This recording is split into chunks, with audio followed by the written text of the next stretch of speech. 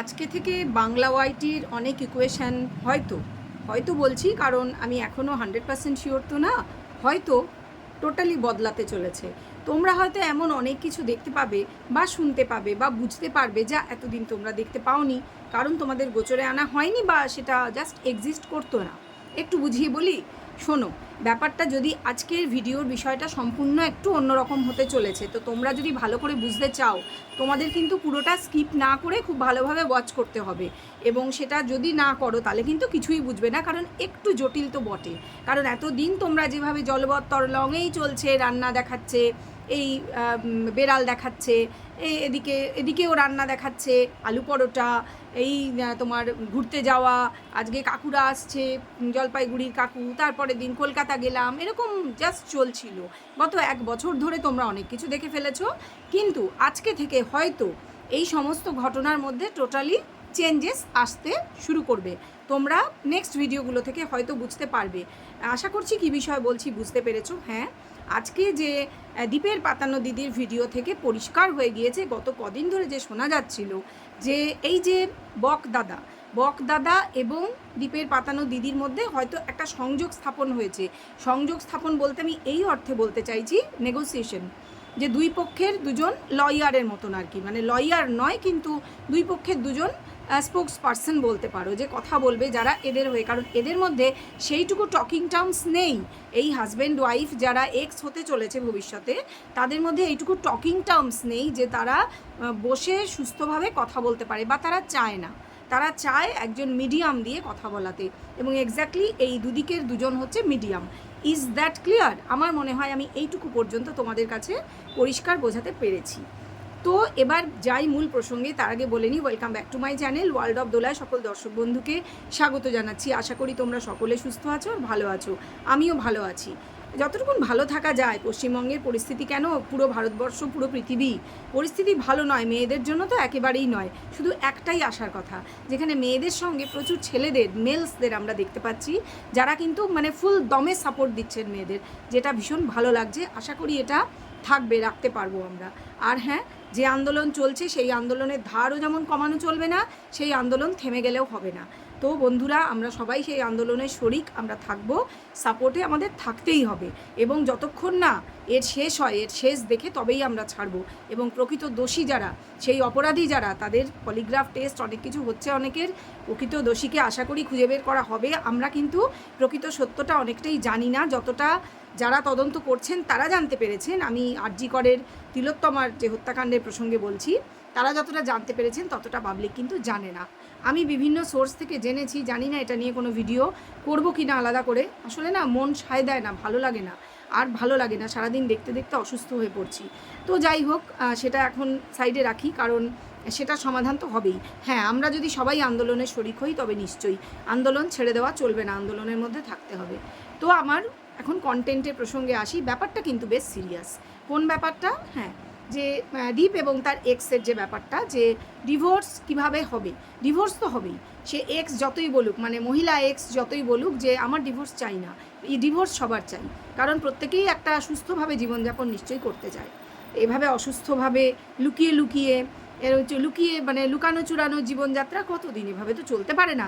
কারণ আশেপাশে যে মানুষগুলো আছে, তাদের আত্মীয় স্বজন, তারা প্রচণ্ড বিরক্ত হয়ে গেছে, তারা আর সহ্য করতে পারছে না। তারা হয় তার ভিডিওতে আসা টোটালি বন্ধ করে দেবে, বা এইভাবে চালিয়ে যেতে দেবে না, বা কিছু তো একটা এক্সট্রিম হয়ে যাবে। তার আগে বরঞ্চ সুস্থভাবে সমাধানে যাওয়াই ভালো। কারণ এরা দুজনেরই বয়স এমন কিছু না, দুজনেরই নিজস্ব জীবন আছে। পছন্দ যখন দুজন দুজনেরকে নয়, যখন আলাদা হয়েই গিয়েছে, কিছু তো করার নেই। এরা যখন এক হবে না, সেটা বহুকাল আগেই বোঝা গিয়েছে। হ্যাঁ, বাচ্চাটার মানসিক স্বাস্থ্যের জন্য অবশ্যই ভালো না, কিছুটা সাফার সে ডেফিনেটলি করবে। তবে হ্যাঁ, সে এতদিন যেখানে আছে, 1 বছর ধরে, সে কিন্তু তার আর মনে পড়ে না, তার যে মাতৃদেবীকে তার যে মনে পড়ে না, এটা আমরা বুঝতে পারি। কারণ কোনোভাবেই না, আজকের ভিডিওতে সেটা আরও স্পষ্ট হয়েছে। প্রতিদিনই একটু একটু করে স্পষ্ট হচ্ছে। ইচ্ছা করলে দ্বীপ এগুলো না দেখালেও পারতো, কিন্তু এগুলোও দেখাচ্ছে। তার কারণ বাচ্চাটির বয়স বাড়ছে, এবং ও এখন চায় দেখাতে যে দেখো বাচ্চার কিন্তু মনে নেই আর কিছু, মানে সে মনে রাখতে চায়ও না ইনফ্যাক্ট। কারণ তাকে যখন ফ্যামিলি ট্রিটা বানিয়ে দেওয়া হয়েছে, আচ্ছা একটা কথা বলে রাখি, ট্রিটা কিন্তু সঠিক হয়নি। উনি খুব সুন্দর কাজ করেন, হাতের কাজ, কিন্তু ফ্যামিলি ট্রি বলতে যেটা বোঝানো হয়, সেটাই কিন্তু ওই ট্রিটা এঁকে ট্রি থেকে দুটো এরকম মানে ঝুড়ি নেমেছে, সেই ঝুড়ির ওপরে গ্র্যান্ডপা মানে গ্র্যান্ডফাদার গ্র্যান্ডমাদার পাশাপাশি থাকবে, আর গ্র্যান্ডফাদার গ্র্যান্ডমাদারের থেকে এরকম দাগ দিয়ে যেটা হবে সেটা হচ্ছে ফাদার, এবং ফাদার এবং মানে মাদার হওয়া উচিত। তো আমি জানি না, মাদার তো ওরা দেখাবে না, তো সেজন্য ফাদারের থেকে কিন্তু বাচ্চাটা মানে এইভাবে ট্রিটা হবে। ওরকম সাইডে ছবিগুলো লাগিয়ে লিখে দিলে আমার মনে হয় না সেটা সঠিক হয়, কারণ স্কুলে বাচ্চাদের আমি যেটা দেখেছি ওইভাবে শেখানো হয়। এবার তোমরা যারা জানো, তোমাদের মধ্যে অনেকে টিচার আছো আমি জানি, হয়তো বাচ্চাদেরকেও পড়াও অনেকে, তো তারা কিন্তু কমেন্ট করে আমাকে জানাতেই পারো যে আমি সঠিক বললাম কি না। ওরকম সাইডে ছবি আটকে তার পাশে গ্র্যান্ডফাদার গ্র্যান্ডমাদার পরপর ফাদার আমি এরম লিখে দেওয়া আমার মনে হয় না এটা সঠিক। আমি জানি না স্কুল থেকে এটা বলেছে কি না, তবে ওই গাছটার থেকে যে ব্যানিয়ান ট্রি, তার থেকে পাশাপাশি দুটো ছবি, দুটো ছোট জুড়ি, সেখানে গ্র্যান্ডফাদার গ্র্যান্ডমাদার, তার থেকে ফাদার, সেখান থেকে চাইল্ড হওয়াটাই স্বাভাবিক ছিল। তো সেটা যাই হোক, এখানে বাচ্চাটা বারবার করে পড়ছে, বলছে এটা আমি, এটা তুমি, এটা তো আমার মনে হচ্ছে যে দাদু মানে বড়দা, সবই বলছে, কিন্তু একবারও সে কিন্তু তার মাতৃদেবীর নামও নিচ্ছে না। তো এগুলো কি শিখিয়ে দেওয়া যায়? তোমরা কি বলো বন্ধুরা? এগুলো কিন্তু শিখিয়ে দেওয়া যায় না। বাচ্চাটা কিন্তু যথেষ্ট সেন্সিবল, ও যথেষ্ট ইন্টেলিজেন্ট বাচ্চা, ও কিন্তু জানে যে ওর একজন মা ছিল এবং ও নিজেই তাকে অস্বীকার করছে। পরিষ্কার গত বেশ কয়েকটা ভিডিওতে আমি দেখলাম, তো বাচ্চা কিন্তু পরিষ্কার তার মাকে অস্বীকার করছে, সে স্বীকারই করছে না তার কোনো জন্মদাত্রী মা আছে বলে। এটার মানে কি এটা যে ও ভুলে গেছে? আমার মনে হয় না। 2 বছর বয়সের পর থেকে আবছা হলেও বাচ্চাদের মনে থাকে যে কে তার মা কে কী, কারণ ও বাবা বলেছে স্পষ্ট করে, ওর বাবা কয়েকটা ভিডিও আগে কিন্তু বলে দিয়েছে যে ভিডিওতে আসে তার মায়ের ভিডিও, সে স্ক্রোল করে বেরিয়ে যায়, জীবনেও ক্লিক করে না। জীবনে কোনো দিন বাচ্চার ইচ্ছা করে না যে আমার মা দেখি তো কোথায় কীভাবে আছে, কি করছে, এটা ওর ভিডিও দেখি তো, না, তার ইচ্ছা করে না। মানে ভিতর থেকে একটা ঘৃণাবোধ তৈরি হয়েছে। এইটুকুন 4 বছরের বাচ্চাকে ঘৃণাবোধ আনিয়ে দেওয়া যায় না, তার মনের মধ্যে এনে দেওয়া যায় না। তাহলে তার রিফ্লেকশন আমরা কিন্তু তার আচরণে দেখতে পেতাম, যেটা কিন্তু আমরা দেখিনি। ঠিক আছে, এই পর্যন্ত বলে আমি বাচ্চার মনস্তত্ত্বটা একটু বোঝানোর চেষ্টা করলাম। আমি জানি না কতটা বোঝাতে পেরেছি। যদি তোমরা বুঝে থাকো তাহলে অবশ্যই আমাকে কমেন্টে জানাবে। এবার বলি আসল কথা, যেটা যে আমরা দীপের পাতানো দিদিকে দেখলাম কয়েকদিন আগে যে রাখি পরাতেও গিয়েছিল, এবং ডেফিনেটলি শুধু রাখি পরাতে নয়, কিছু আলোচনা ওদের হয়তো ছিল, বোঝাই যাচ্ছে সেগুলো আইন বিষয়ক, কারণ ওর দিক থেকে ওই হচ্ছে মুখপাত্র বা স্পোক্স পারসন। তো হ্যাঁ, বোঝা যেটা যাচ্ছে, ও আকারে ইঙ্গিতে নাম না করলেও বুঝিয়ে দিয়েছে আজকের ভিডিওতে যে ও যাচ্ছে যেখানে সেটা হচ্ছে টাকি, এবং সেখানে ও কার সঙ্গে বা কাদের সঙ্গে বসতে যাচ্ছে আলোচনায় সেটা কিন্তু স্পষ্ট করেছে। কাদের সঙ্গে এই জন্যই বললাম যে দীপের যে এক্স, সে কিন্তু নিজের ভিডিওতে বলে দিয়েছে যে কাল সকালে, মানে এটা গতকাল শ্যুট করা ভিডিও, মানে আজকে সকালে সে এবং তার মা খুব সম্ভবত যাবে একটা জায়গায়, সঙ্গে ওই দাদাই যে যাবে পরিষ্কার করে নাম বলে দিয়েছে। এটা বোঝাতে চেয়েছে সে, যেই আলোচনাটায় সে বসতে চলেছে। তো হয়তো এই 4 জন বসবে বা লয়ার সঙ্গে থাকবে, ব্যাপারটা একটা সেটেলমেন্টের দিকে এগোচ্ছে, সেটা আমরা বুঝতে পেরেছি। আমি বোধহয় একমাত্র মানুষ বা একমাত্র কন্ট্রোভার্সি ক্রিয়েটার যে কিনা যখন ঘটনাটা শুরু হয়েছিল, প্রথম ডিভোর্সের কথাটা উঠেছিল, মানে ডিভোর্স কেসটা ফাইল করা হয়েছিল, একদম প্রথম শুনেই আমি যে ভিডিওটা করেছিলাম, তোমরা যদি অনেক পিছিয়ে গিয়ে সেই সেপ্টেম্বর অক্টোবর যখন ডিভোর্সের কেসটা প্রথম ফাইল করা হয়েছিল মেয়েটির দিক থেকে, তোমরা যদি আমার ভিডিও দেখো তাহলে দেখতে পাবে আমি বোধহয় একমাত্র ক্রিয়েটার যে বলেছিলাম যে আউট অফ কোর্ট সেটেলমেন্টটাই হবে আসলে সঠিক উপায়। তাহলে কি হতো, এটা অনেক আগেই করা যেত এবং এত পয়সা খরচা হতো না। না, আমি বলছি না চেষ্টা হয়নি, আউট অফ কোর্ট সেটেলমেন্টের চেষ্টা আগে হয়েছিল, কিন্তু যে শর্তগুলো দ্বীপের পক্ষ থেকে দেওয়া হয়েছিল শোনা গেছিল সেগুলো মানা হয়নি অপর পক্ষ থেকে, মানে মেয়েটির লয়ার, তখন কিন্তু ডিফারেন্ট সেট অফ লয়ার্স ছিল, সেটা এখন চেঞ্জ হয়ে গেছে। তো মেয়েটির লয়াররা মেনে নেয়নি। হয়তো এখন একটা সেটেলমেন্টে তারা আসবে, কথা হয়তো হয়েছে যে যেসব প্রস্তাব রাখা হয়েছিল, যে দীপের পাতানো দিদির যে তার এগেনস্টে কেস করা হয়েছে মেয়েটির দিক থেকে, সেগুলো বর্তমানে শোনা যাচ্ছে আরও কড়াকড়ি করা হয়েছে, তাতে কিছু অ্যাড করা হয়েছে এবং সেটা হয়তো তুলে নেওয়া হবে। তবে মেয়েটির কেসটাও ছেলেটির দিক থেকে নাকি তুলে নেওয়া হচ্ছে, এরকম ধরনের কিছু শোনা যাচ্ছে। মেয়েটির এগেনস্টে যে সমস্ত কেস করা হয়েছে, মানে দুই পক্ষ থেকে একটা নেগোসিয়েশনে আসা সোজা কথায়, এবং টাকা পয়সা নিয়ে যে গোলটা বেঁধেছিল, যে পোস্ট অফিসে যে টাকা আছে 5 লাখ বা তার বেশি, সেটা নাকি দীপ দিতে চায়নি। আর সেটা কিন্তু আমরা পরিষ্কার স্পষ্ট করে আমাদের যে মানবাধিকার দিদি উনি কিন্তু বলে দিয়েছিলেন যে এটা এখন উনি বুঝিয়েছেন দীপকে, সে মেনে নিয়েছে। এই ভিডিওর মাধ্যমে উনি কিন্তু বলে দিয়েছিলেন যে এটা কিন্তু ও মেনে নিয়েছে, ওই টাকাটাও দিয়ে দেওয়া হবে। তো নেগোসিয়েশনের মধ্যে এই পয়েন্টটা ডেফিনেটলি মেয়েটির ফেভারে গেছে এবং টাকা পয়সার জন্য সে যথেষ্ট মানে আমি বলবো না টাকা পয়সা কেউ ভালোবাসে না, মানে কেউই ভালোবাসে না, সবাই ভালোবাসে, কিন্তু সে একটু বেশিই ভালোবাসে, মানে বাচ্চার চাইতেও। এবং বাচ্চার ওপর অধিকার ত্যাগ করে দেওয়ার কথা বলা হয়েছিল, সেটা হয়তো সম্পূর্ণ করবে না, হয়তো সেটা নিয়ে ছেলেটিও নেগোসিয়েশনে আসবে, যে মা দেখতে পাবে মাসে কয়েকবার বা সপ্তাহে একবার কি দুবার এরকম একটা কিছু আসবে, দেখতে পাবে, বাট ছেলে থাকবে বাবার কাছে। আমার মনে হচ্ছে এগুলো ওভার ফোন বা কোনোভাবে কথা হয়েছে, নেগোসিয়েশনে আসা হয়েছে, পয়েন্ট ডিসকাস হয়েছে কিছু, এবং এটা নিয়ে মুখোমুখি বসে আরও আলোচনার প্রয়োজন আছে বলেই ডাকা হয়েছে দীপের পাতানো দিদিকে। এই পর্যন্ত আশা করি আমি তোমাদের বোঝাতে পেরেছি। তো এই নেগোসিয়েশনটা হবে, সেই জন্যই তাকে ডাকা হয়েছে। তো ওখানে কেন ডাকা হলো আর ওখানে গেল কেন আমি জানি না, হয়তো ওর মনে হয়েছে যে কোনো ব্যাপার না, আমি যেতেই পারি, হয়তো প্রশাসনের আরও কেউ থাকবেন সেটাও হতে পারে, কারণ কেসটা যেহেতু প্রশাসন হ্যান্ডেল করছেন।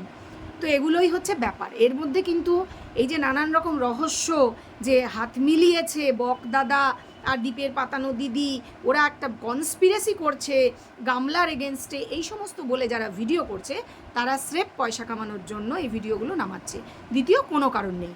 দেখো এই সমস্ত ব্যাপারের তো একটা দি এন্ড হতেই হবে, এরকমভাবে তো সারা জীবন চলতে পারে না যে ওর এগেনস্টে ভিডিও করছে, ওর এগেনস্টে একটা কল রেকর্ড বের করলো, ও দুটো বাজে কথা বললো পুরনো শ্বশুরবাড়ির এগেনস্টে, এ চারটে বাজে কথা বললো পুরনো শ্বশুর শাশুড়ির এগেনস্টে, এটা করে একটা অসুস্থ জীবনযাত্রা দুজনেই চালিয়ে যাচ্ছে।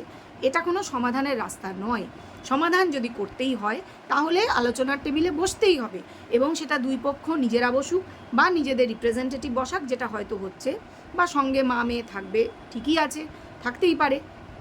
যে গয়নাগাটির কথা উঠেছিল ফেরত দিতে হবে, সেটারও হয়তো অধিকার ছেড়েই দিচ্ছে। ইদানিং আমরা দেখছিলাম দীপ গয়নাগাটির কথা খুব বেশি বলছিল, যেটা গত 1 বছরে সে প্রকাশ্যেই আনেনি, সেটা কিন্তু ইদানিং বাচ্চার চেন আংটিও তো নিয়ে গেছে, এই তাই গয়না নিয়ে প্রচুর ভিডিওতে প্রচুর কথা বলেছে। এবং গত বেশ কিছুদিন ধরে দীপ যে কথাগুলো বলছিল, গত কয়েকটা ভিডিওতে সেটা আবার বন্ধ করে দিয়েছে। বোঝাই যাচ্ছে এখন যে ওগুলো চাপে রাখার কৌশল ছিল। তো এখন আশা করি সেই চাপে রাখার কৌশল কাজে এসছে। অপর পক্ষ থেকেও একই জিনিস করা হচ্ছিল, কিন্তু সেটাও সেভাবে ক্লিক করছিল না, এই পক্ষ চাপ বাড়াচ্ছিল, দুই পক্ষই দুই পক্ষের ওপর চাপ রাখছিল, যেটা একটু বুদ্ধিমান মানুষেরা সবাই বুঝেছে, আমি অনেক আগেই ধরতে পেরে গেছিলাম। তো কথা হচ্ছে হ্যাঁ, এরকমই একটা ডিসিশনে তাদের আসতে হবে যে দুই পক্ষই কিছুটা ছাড়বে, এও কিছুটা ছাড়বে, ওরাও কিছুটা ছাড়বে, না হলে একটা ডিসিশনে পৌঁছতে পারবে না, এবং কোনো পক্ষ কোনো দিনই ডিভোর্স পাবে না। তো আশা করি সামনে ডিভোর্সের ডেট আছে, আমার মনে হয় সেপ্টেম্বরে একটা ডেট আছে, এরা চেষ্টা করছে সেই ডেটেই যাতে মানে কোর্ট কেসটা মিটে যায়, ফয়সলা হয়ে যায়, দুই পক্ষই দুই পক্ষ থেকে মুক্তি পায়। তো যদি হয় সেটা খুবই ভালো হবে, আমরা ওয়াইটিতে তাহলে একদম পুরোপুরি টোটাল পরিবর্তন দেখতে পাবো। পরিবর্তনটা 1 নম্বর বলে দিই, আমরা ফোকলাকে প্রকাশ্যে দেখতে পাবো, তার বয়ফ্রেন্ড এবং তার সঙ্গী এবং ভবিষ্যৎ সঙ্গী বা তার ভবিষ্যৎ স্বামী হিসেবে, বোঝাতে পারছি? হ্যাঁ, সেটা 1 নম্বর। 2 নম্বর, দীপেরও আমরা বুঝতে পারছি দেখাশোনা, মেয়ে দেখা বা কাউকে পছন্দ ইত্যাদি চলছে, কারণ যখনই দীপের পাতানো দিদি ওদের বাড়িতে আসে, সে এটা নিয়ে কথা বলে, ওরা ইয়ার্কি মারে, ফাজলামি করে, বোঝাই যাচ্ছে ওরা জানে কিরকম একটা বিষয় আছে কিছু, যে কোনো একটি মেয়েকে হয়তো পছন্দ করে রাখা হয়েছে, ডিভোর্সটা হয়ে গেলেই তার সঙ্গে বিয়ে হবে। This is not very abnormal, this is very much normal, কারণ একটা বছর সে কিন্তু অনেক মানসিক টানাপোড়েন সহ্য করেছে, আমি বলছি না তার কোনো দোষ নেই, ডেফিনেটলি তাদেরও কিছু দোষ নিশ্চয়ই ছিল, কিন্তু দুই পক্ষেরই দোষ ছিল। এবং অপর পক্ষ যেটা, যে তার যেদিকে সে বিয়ে করেছিল আগে, ডেফিনেটলি সে একটি ভালো বিয়ে করেনি, অনেক আমরা দেখে শুনে বুঝে গেছি যে ওই যে ফ্যামিলি সেটা মোটেই সুবিধার ফ্যামিলি নয়, কোনো দিক থেকেই নয়, স্বভাব চরিত্রের দিক থেকে না, কাপড় জামা তাদের আমরা দেখেছি। আজকে তার দাদার গায়ে জামা দেখে হই হই করে উঠেছে কেউ কেউ, উরে বাবা দাদা জামা পড়েছে, পরে জানা গেল সে বেরোবে, সে গাড়ি নিয়ে কোথাও একটা কাউকে পৌঁছে দিতে যাবে, মানে ভাড়া খাটতে যাবে, সোজা কথায়, সেই জন্য সে জামা পড়েছে। না ভাই, ঘরে থাকলে ও কোনো দিন জামা পরে না, শীত গ্রীষ্ম বর্ষা সে জামা পরতে পারে না, তার উফ কি গরম লাগে, গরম লাগে, গরম লাগে, গরম লাগে ভাই। তো এই হচ্ছে ব্যাপার, ওর বাবা দাদা কেউ জামা পরে না, এদের কালচারটাই একটা অদ্ভুত।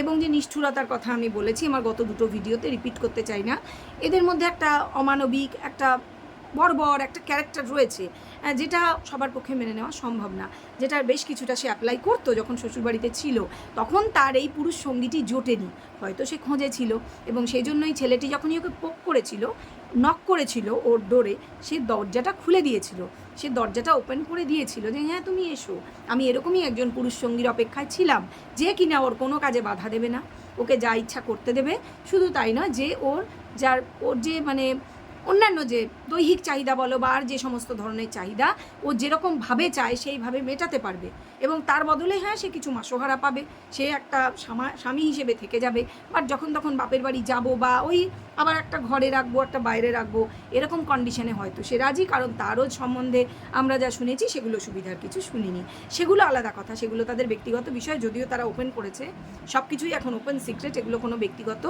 নেই। ব্যাপারটা যেটা হচ্ছে যে হয়তো ব্যাপারটা দি এন্ডের দিকে এবার গেলেও যেতে পারে, তো হ্যাঁ ব্যাপারটা দি এন্ড হলে ভালোই হবে।